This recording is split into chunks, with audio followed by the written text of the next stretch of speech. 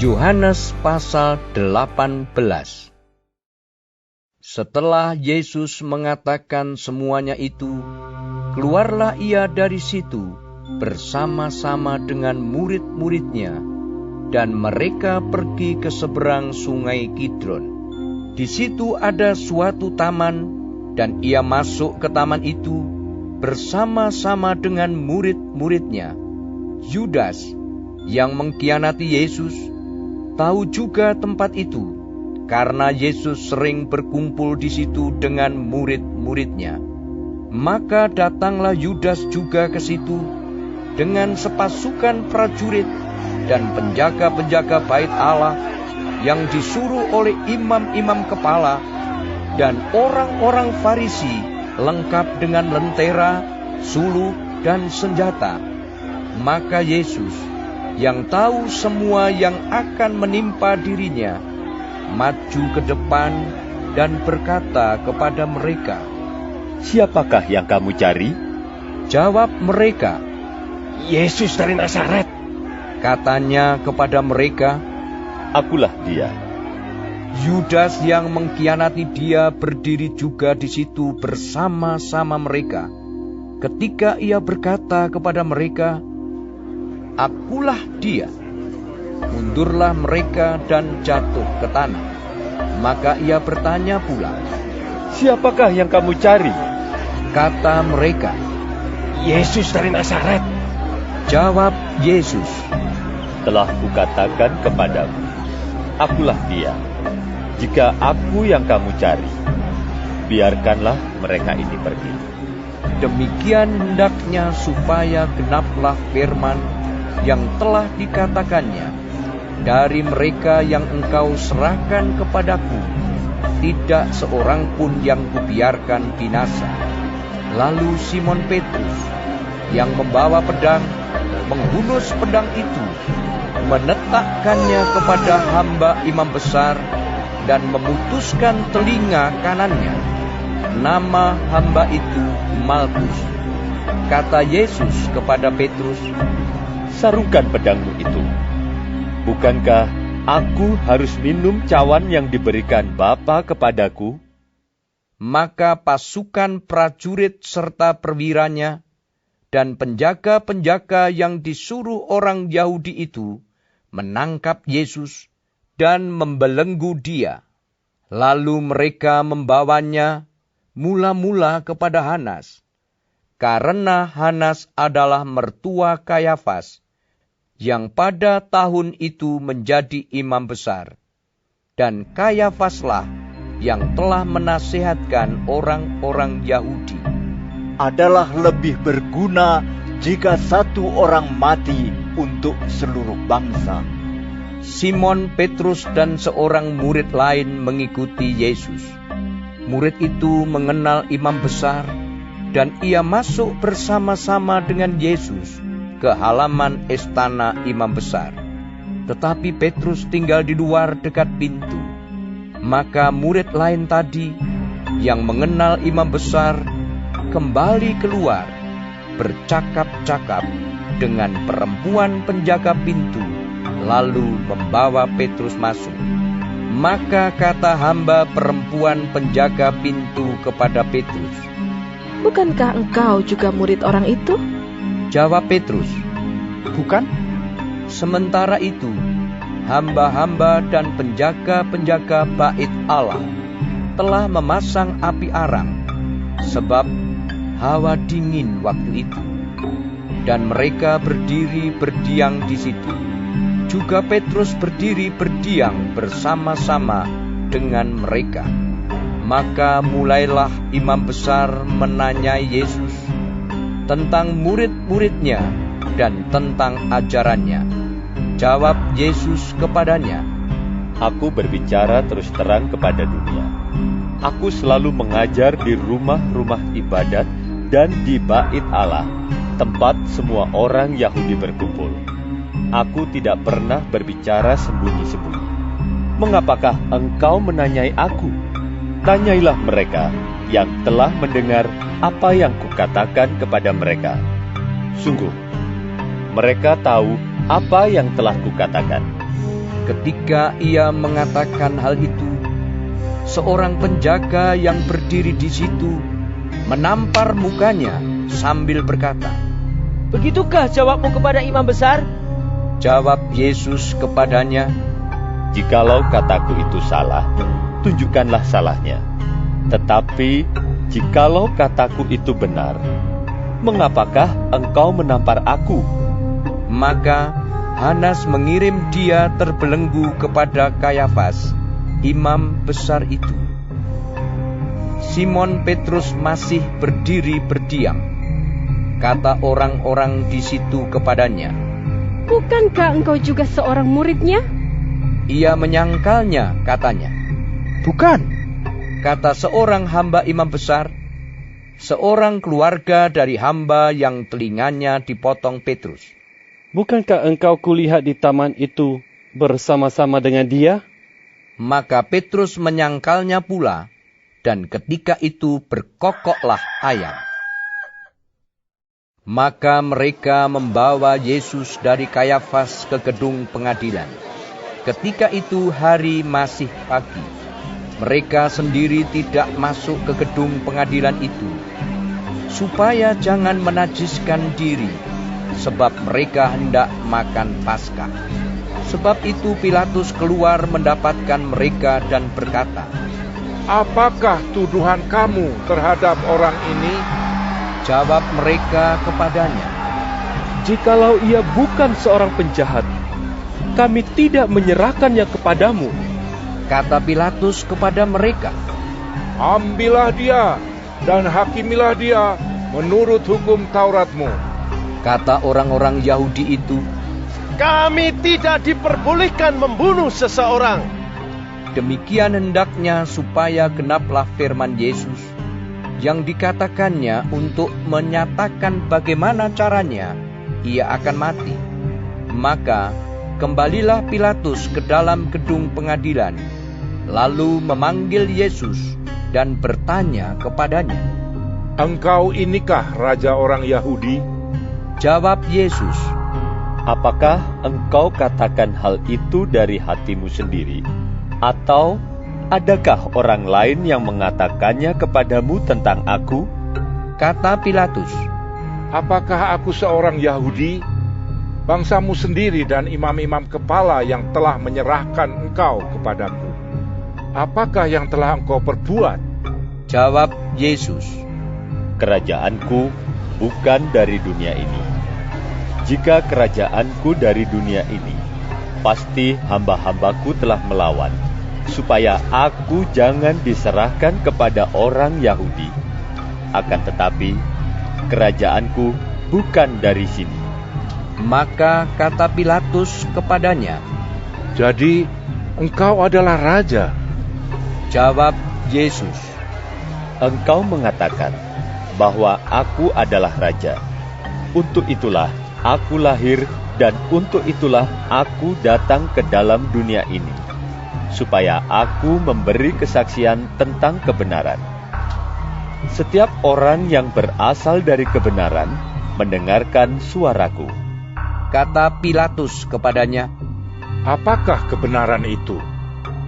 sesudah mengatakan demikian, keluarlah Pilatus lagi mendapatkan orang-orang Yahudi dan berkata kepada mereka, "Aku tidak mendapati kesalahan apapun padanya, tetapi pada kamu ada kebiasaan bahwa pada Paskah aku membebaskan seorang bagimu.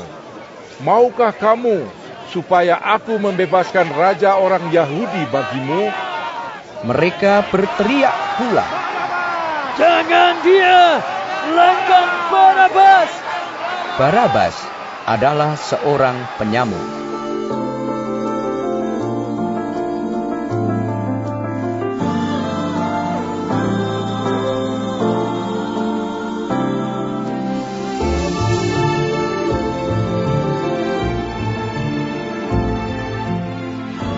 Yohanes pasal 19. Lalu Pilatus mengambil Yesus dan menyuruh orang menyesah dia. prajurit-prajurit menganyam sebuah mahkota duri dan menaruhnya di atas kepalanya. Mereka memakaikan dia jubah ungu, dan sambil maju ke depan, mereka berkata, Salam, hai Raja orang Yahudi. Lalu mereka menampar mukanya. Pilatus keluar lagi dan berkata kepada mereka, Lihatlah, aku membawa dia keluar kepada kamu, supaya kamu tahu bahwa aku tidak mendapati kesalahan apapun padanya. Lalu Yesus keluar, bermahkota duri dan berjubah ungu. Maka kata Pilatus kepada mereka, Lihatlah manusia itu. ketika imam-imam kepala dan penjaga-penjaga itu melihat dia, berteriaklah mereka, Salibkan dia! Salibkan dia! Kata Pilatus kepada mereka, Ambil dia dan salibkan dia, sebab aku tidak mendapati kesalahan apapun padanya. Jawab orang-orang Yahudi itu kepadanya, Kami mempunyai hukum, dan menurut hukum itu ia harus mati, sebab ia menganggap dirinya sebagai anak Allah. Ketika Pilatus mendengar perkataan itu, bertambah takutlah ia. Lalu ia masuk pula ke dalam gedung pengadilan dan berkata kepada Yesus, Dari manakah asalmu? Tetapi Yesus tidak memberi jawab kepadanya. Maka kata Pilatus kepadanya, Tidakkah engkau mau bicara dengan aku? Tidakkah engkau tahu bahwa aku berkuasa untuk membebaskan engkau dan berkuasa juga untuk menyalibkan engkau? Yesus menjawab, Engkau tidak mempunyai kuasa apapun terhadap aku, jikalau kuasa itu tidak diberikan kepadamu dari atas. Sebab itu, dia yang menyerahkan aku kepadamu lebih besar dosanya. Sejak itu Pilatus berusaha untuk membebaskan dia. Tetapi orang-orang Yahudi berteriak, Jikalau engkau membebaskan dia, engkau bukanlah sahabat Kaisar.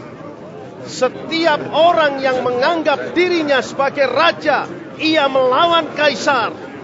Ketika Pilatus mendengar perkataan itu, ia menyuruh membawa Yesus keluar, dan ia duduk di kursi pengadilan di tempat yang bernama Litostrotos, dalam bahasa Ibrani, Gabata.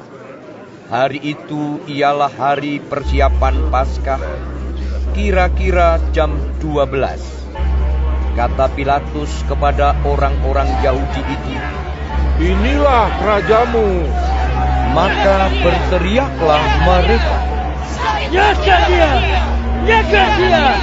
Salibkan dia! Kata Pilatus kepada mereka, Haruskah aku menyalibkan rajamu? jawab imam-imam kepala, Kami tidak mempunyai raja selain daripada Kaisar. Akhirnya Pilatus menyerahkan Yesus kepada mereka untuk disalibkan. Mereka menerima Yesus. Sambil memikul salibnya, ia pergi keluar ke tempat yang bernama tempat tengkorak, dalam bahasa Ibrani, Golgota. Dan di situ ia disalibkan mereka, dan bersama-sama dengan dia disalibkan juga dua orang lain, sebelah menyebelah, Yesus di tengah-tengah. Dan Pilatus menyuruh memasang juga tulisan di atas kayu salib itu. Bunyinya, Yesus, orang Nazaret, Raja orang Yahudi.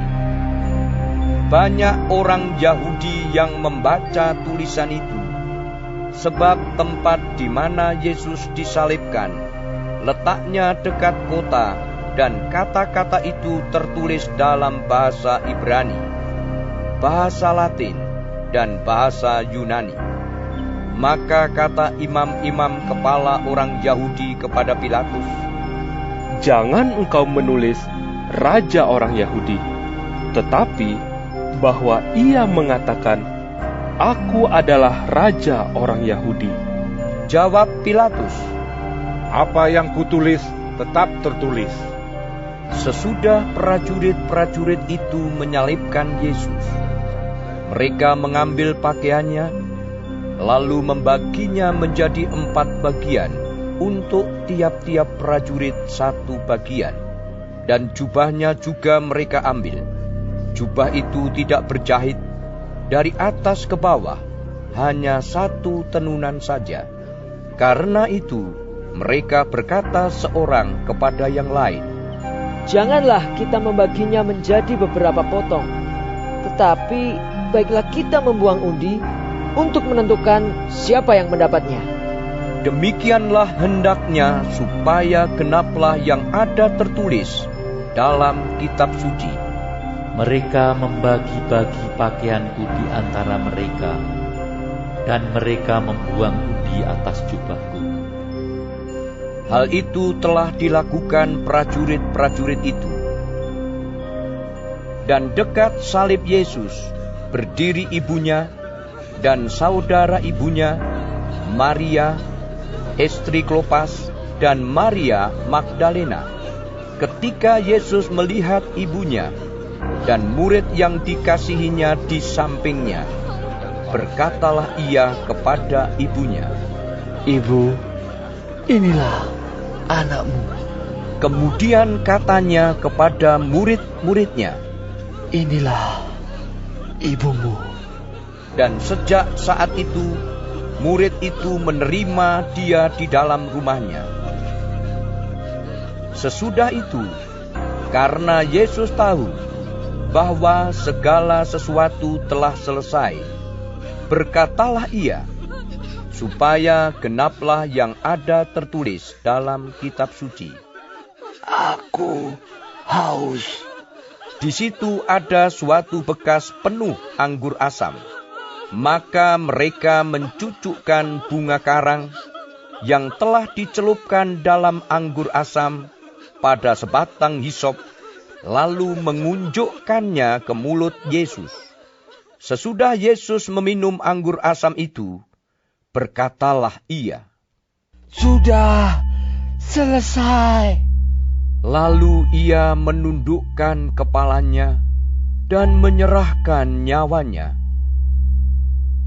Karena hari itu hari persiapan, dan supaya pada hari Sabat, mayat-mayat itu tidak tinggal tergantung pada kayu salib, sebab Sabat itu adalah hari yang besar, maka datanglah orang-orang Yahudi kepada Pilatus dan meminta kepadanya supaya kaki orang-orang itu dipatahkan dan mayat-mayatnya diturunkan. Maka datanglah prajurit-prajurit, lalu mematahkan kaki orang yang pertama dan kaki orang yang lain yang disalibkan bersama-sama dengan Yesus. Tetapi ketika mereka sampai kepada Yesus dan melihat bahwa ia telah mati, mereka tidak mematahkan kakinya, tetapi seorang dari antara prajurit itu menikam lambungnya dengan tombak, dan segera mengalir keluar darah dan air. Dan orang yang melihat hal itu sendiri, yang memberikan kesaksian ini, dan kesaksiannya benar, dan ia tahu bahwa ia mengatakan kebenaran, supaya kamu juga percaya. Sebab hal itu terjadi, supaya genaplah yang tertulis dalam kitab suci. Tidak ada tulangnya yang akan dipatahkan. Dan ada pula nas yang mengatakan, mereka akan memandang kepada Dia yang telah mereka tikam. Sesudah itu Yusuf dari Arimatea, ia murid Yesus, tetapi sembunyi-sembunyi karena takut kepada orang-orang Yahudi, meminta kepada Pilatus supaya ia diperbolehkan menurunkan mayat Yesus. Dan Pilatus meluluskan permintaannya itu. Lalu datanglah ia dan menurunkan mayat itu. Juga Nikodemus datang ke situ. Dialah yang mula-mula datang waktu malam kepada Yesus. Ia membawa campuran minyak mur dengan minyak gaharu, kira-kira 50 kati beratnya. Mereka mengambil mayat Yesus, mengapaninya dengan kain lenan, dan membubuhinya dengan rempah-rempah menurut adat orang Yahudi bila menguburkan mayat.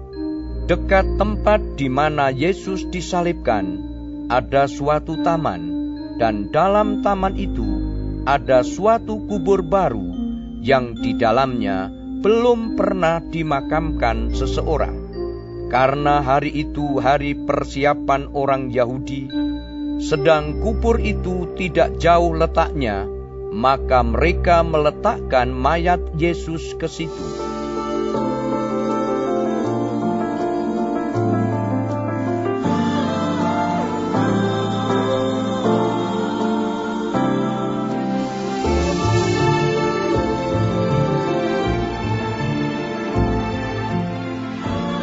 Yohanes pasal 20. Pada hari pertama minggu itu, pagi-pagi benar ketika hari masih gelap, pergilah Maria Magdalena ke kubur itu, dan ia melihat bahwa batu telah diambil dari kubur. Ia berlari-lari mendapatkan Simon Petrus dan murid yang lain yang dikasihi Yesus, dan berkata kepada mereka, Tuhan telah diambil orang dari kuburnya, dan kami tidak tahu di mana ia diletakkan. Maka berangkatlah Petrus dan murid yang lain itu ke kubur. Keduanya berlari bersama-sama, tetapi murid yang lain itu berlari lebih cepat daripada Petrus, sehingga lebih dahulu sampai di kubur. Ia menjenguk ke dalam dan melihat kain kapan terletak di tanah. Akan tetapi ia tidak masuk ke dalam. Maka datanglah Simon Petrus juga menyusul dia dan masuk ke dalam kubur itu. Ia melihat kain kapan terletak di tanah, sedang kain peluh yang tadinya ada di kepala Yesus tidak terletak dekat kain kapan itu, tetapi agak di samping di tempat yang lain dan sudah tergulung. Maka masuklah juga murid yang lain, yang lebih dahulu sampai di kubur itu, dan ia melihatnya dan percaya. Sebab selama itu mereka belum mengerti isi kitab suci yang mengatakan bahwa ia harus bangkit dari antara orang mati. Lalu pulanglah kedua murid itu ke rumah. Tetapi Maria berdiri dekat kubur itu dan menangis. Sambil menangis ia menjenguk ke dalam kubur itu, dan tampaklah olehnya dua orang malaikat berpakaian putih, yang seorang duduk di sebelah kepala dan yang lain di sebelah kaki di tempat mayat Yesus terbaring. Kata malaikat-malaikat itu kepadanya, Ibu, mengapa engkau menangis? Jawab Maria kepada mereka, Tuanku telah diambil orang, dan aku tidak tahu di mana ia diletakkan. Sesudah berkata demikian, ia menoleh ke belakang dan melihat Yesus berdiri di situ. Tetapi ia tidak tahu bahwa itu adalah Yesus. Kata Yesus kepadanya, Ibu, mengapa engkau menangis? Siapakah yang engkau cari?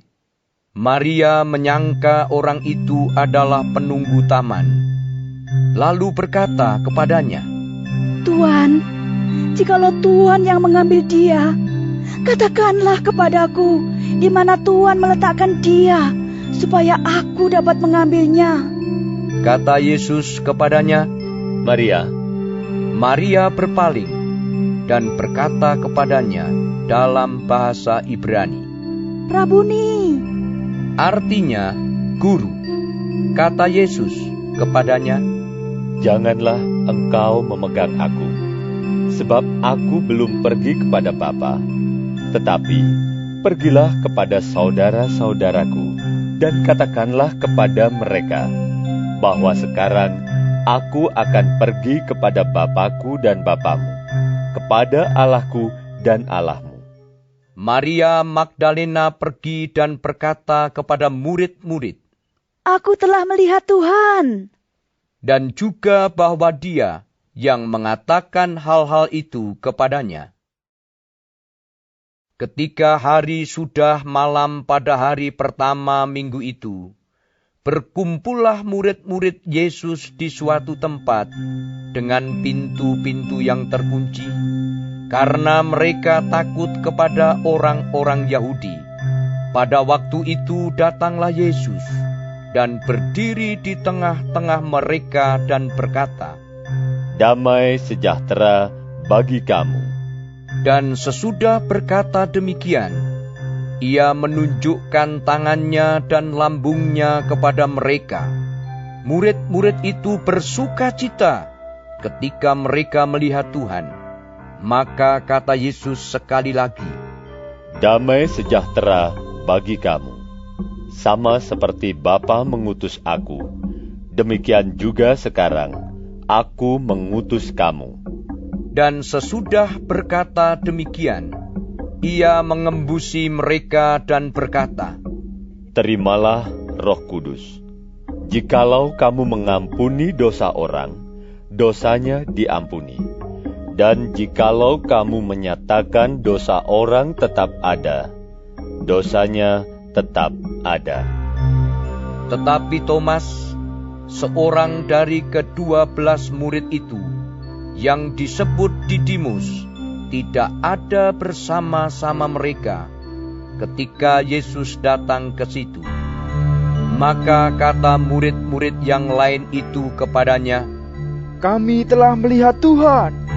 Tetapi Thomas berkata kepada mereka, "Sebelum aku melihat bekas paku pada tangannya, dan sebelum aku mencucukkan jariku ke dalam bekas paku itu, dan mencucukkan tanganku ke dalam lambungnya, sekali-kali aku tidak akan percaya." 8 hari kemudian, murid-murid Yesus berada kembali dalam rumah itu, dan Thomas bersama-sama dengan mereka. Sementara pintu-pintu terkunci, Yesus datang, dan Ia berdiri di tengah-tengah mereka dan berkata, "Damai sejahtera bagi kamu." Kemudian Ia berkata kepada Thomas, "Taruhlah jarimu di sini, dan lihatlah tanganku. Ulurkanlah tanganmu dan cucukkan ke dalam lambungku, dan jangan engkau tidak percaya lagi, melainkan percayalah." Thomas menjawab Dia, "Ya Tuhanku dan Allahku." Kata Yesus kepadanya, "Karena engkau telah melihat aku, maka engkau percaya. Berbahagialah mereka yang tidak melihat, namun percaya." Memang masih banyak tanda lain yang dibuat Yesus di depan mata murid-muridnya, yang tidak tercatat dalam kitab ini, tetapi semua yang tercantum di sini telah dicatat, supaya kamu percaya bahwa Yesuslah Mesias, Anak Allah, dan supaya kamu oleh imanmu memperoleh hidup dalam nama-Nya.